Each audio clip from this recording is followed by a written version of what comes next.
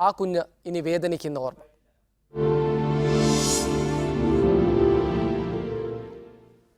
തൊടുപുഴയിൽ അമ്മയുടെ സുഹൃത്തിന്റെ ക്രൂരമർദ്ദനത്തിനിരയായ 7 വയസ്സുകാരൻ മരിച്ചു. ഇന്ന് 11:30 മണിക്കാണ് മരണം സംഭവിച്ചത്. 10 ദിവസമായി തീവ്രപരിചരണ വിഭാഗത്തിൽ ചികിത്സയിലായിരുന്നു.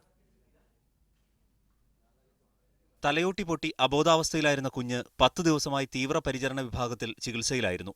വെന്റിലേറ്ററിന്റെ സഹായത്തോടെയായിരുന്നു ജീവൻ നിലനിർത്തിയിരുന്നത്. ഇന്നലെ രാത്രിയോടെ ആരോഗ്യനില കൂടുതൽ വഷളായി. കുടലിന്റെ പ്രവർത്തനം നിലച്ചതിനാൽ ദ്രവരൂപത്തിൽ ഭക്ഷണം നൽകുന്നത് നിർത്തി.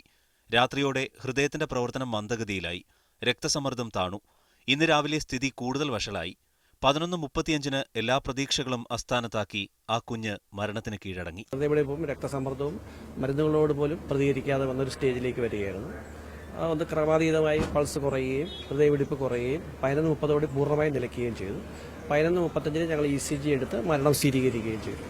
മർദ്ദനമേറ്റ് 10ാം ദിനമാണ് കുഞ്ഞ് മരിച്ചത്.